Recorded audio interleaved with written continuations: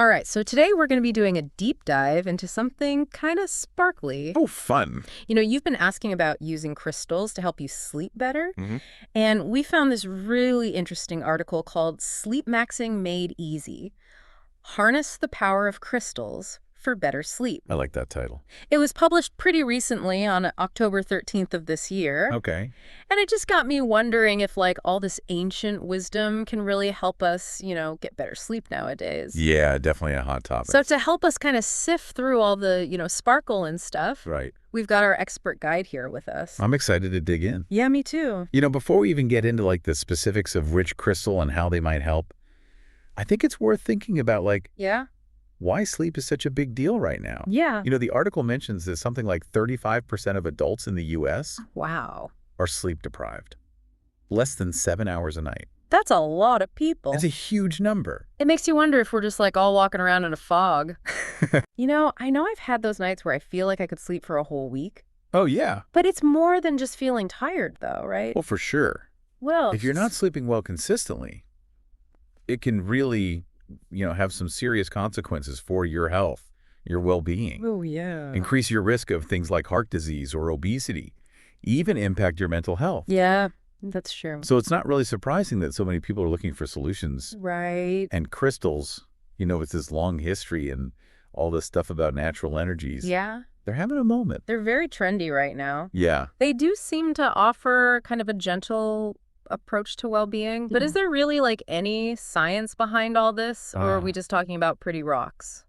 Oh, that is the million-dollar question, isn't it? Yeah. Honestly, the scientific evidence about the, healing properties of crystals is still pretty limited. Yeah. A lot of what people talk about comes down to the energy that the crystals are supposed to have and the intentions we set when we use them. Okay. It's kind of like the placebo effect. If you believe it's going to work, it just might. Yeah, exactly. It's a mix of belief and energy. Yeah. Interesting. But even if the scientists are still figuring all that out, Right. you can't deny that crystals have been used for centuries Yeah, that's true. across tons of different cultures for healing, for meditation, for creating a sense of balance. There's something to that, Yeah, I feel like there's a reason they've been around for so long. Definitely. So where do we even start with all this? Let's start with a classic. Okay. Amethyst, Yeah. sometimes called the tranquil stone. Okay. It was actually used by the ancient Greeks to help prevent people from getting intoxicated. Really? Yeah.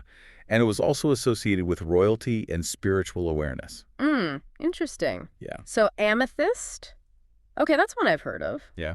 I actually have a little amethyst geode on my desk. I love the color. Oh, nice. That purple is so calming. Do you think that's part of why it's supposed to have calming energy? Maybe.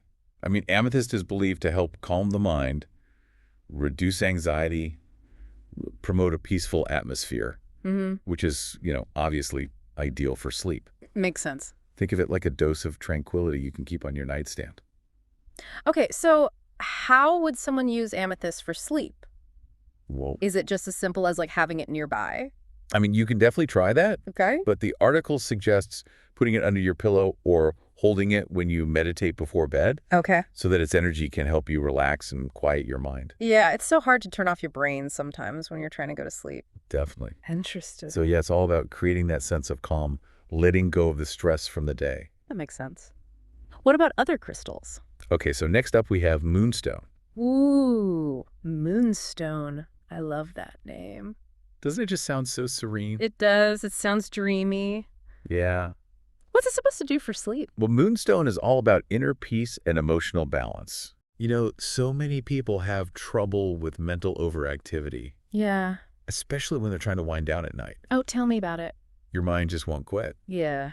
Moonstone is supposed to kind of soothe that mental chatter, Okay. bring a sense of tranquility so you can actually fall asleep. I like that.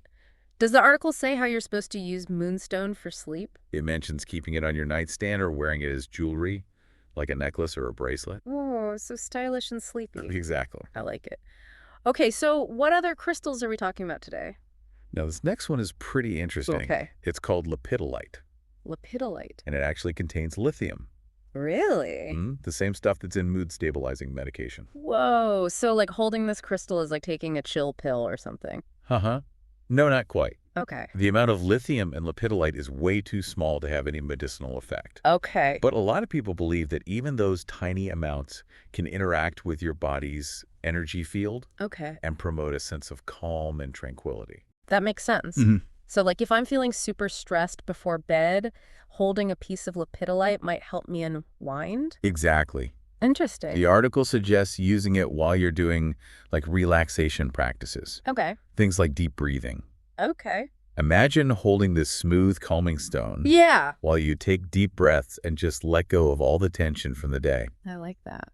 You could also put it on your nightstand while you meditate or journal, Mm-hmm. just to create peaceful vibes in your sleep space. Yeah, create that nice little sleep sanctuary. Exactly. And, some people even believe that cleansing lepidolite under the moonlight can enhance its calming properties. So, like a moon bath for my crystal. Basically, I'm into it. yeah. Okay, so we've talked about amethyst, moonstone, lepidolite. What's the last crystal for today? Last but not least, we have selenite. Stellanite. This one is known for its purifying properties. Okay. Kind of like a spiritual vacuum cleaner for your room. Ooh, I've heard of selenite. People say it's good for cleansing spaces. Does that mean it'll actually, like, suck up dust bunnies, too? Uh-huh. Oh. I wish it might not replace your actual vacuum cleaner. Okay.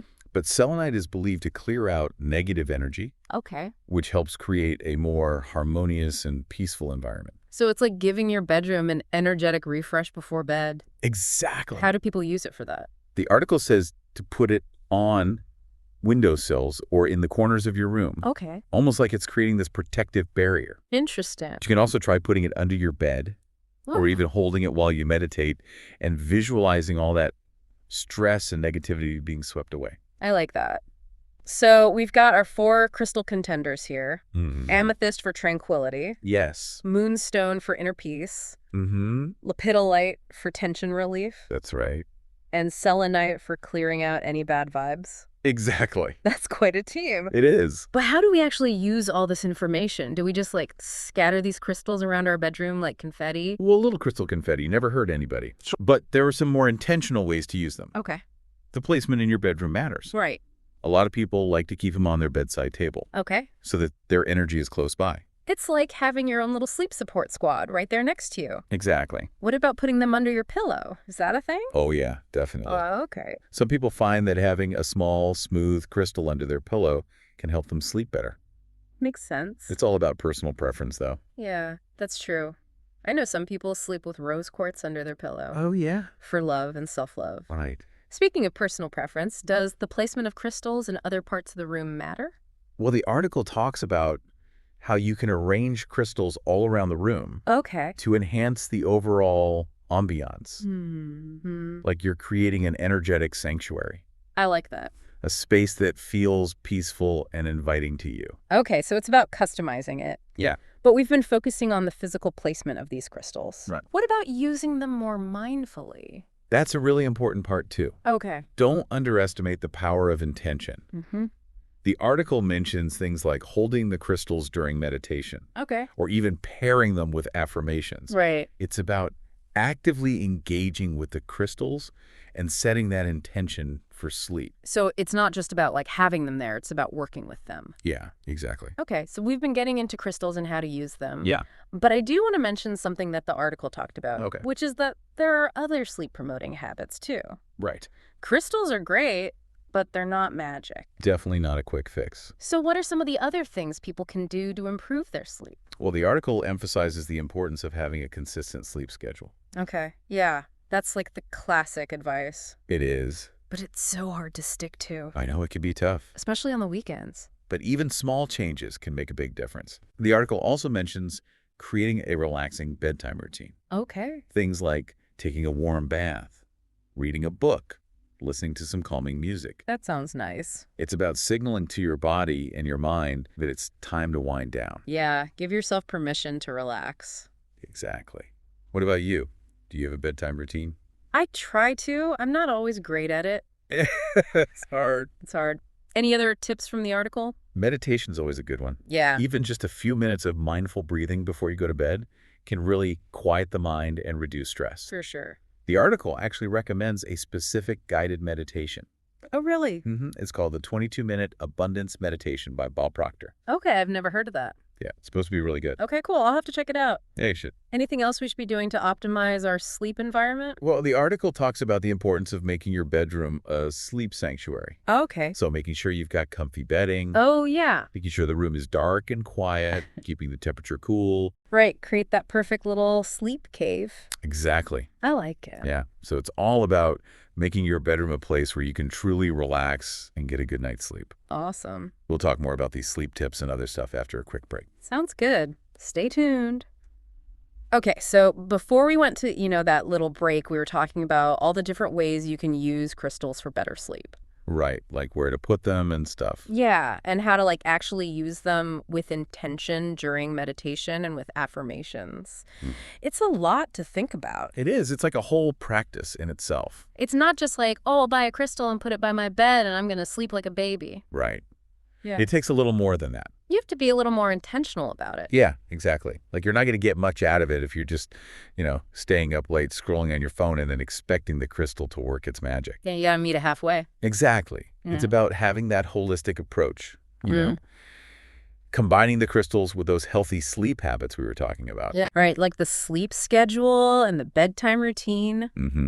And making your bedroom a peaceful place. It all works together. It does. Yep. It's like you're building a sleep-supportive ecosystem for yourself. Ooh, I like that. A sleep ecosystem. Yeah. And the crystals are just like one part of it. Right. They help to amplify the positive energy and balance things out. So let's say someone is listening to this and they're like, okay, I want to try this. Where do they even start? That's a great question. It can be kind of overwhelming. Yeah, there's so many different crystals. Right. Do you need all of them? Ooh. Where do you begin? Are there some that are better for beginners? Well, you definitely don't need to go out and buy every crystal you can find. Okay. The best thing to do is focus on one that you really connect with. Okay. Like maybe you're really drawn to Amethyst because of that calming energy. Right. Or maybe you're feeling like you need more emotional balance, so Moonstone is calling to you. Right. It's really a personal choice. Okay, so trust your gut. Exactly. Now I have to ask, and this might sound a little woo-woo, Go for it. but do you have to cleanse crystals? Ah, yes. The Oh. cleansing ritual. Because I've heard people talking about that. Yeah, it's definitely a thing in the crystal world. So what's that all about? So the idea is that crystals can absorb energy from their surroundings. Okay. So cleansing them helps to clear out any stagnant or negative energy that they might have picked up. It's like giving them an energetic refresh. Exactly. Okay, but how do you actually cleanse a crystal? Do you just wash it with soap and water? No, not quite. Okay. There are actually a bunch of different ways to cleanse crystals. Oh, really? Yeah, some people like to use moonlight or sunlight. Okay. Others use smudging with sage or Palo Santo.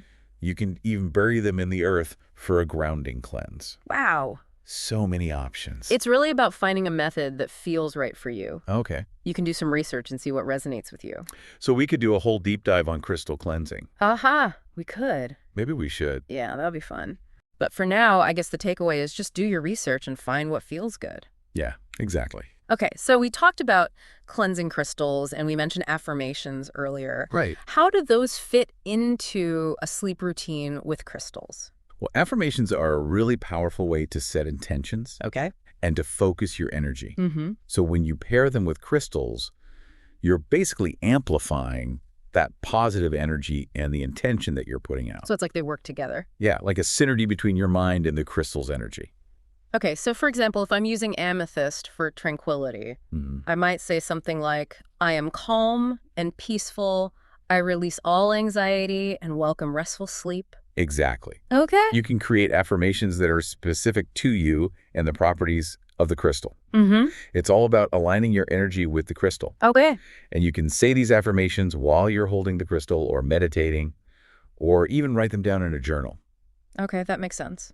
So it's like a whole ritual around sleep. It is. It's kind of a beautiful thing. Yeah, I like that.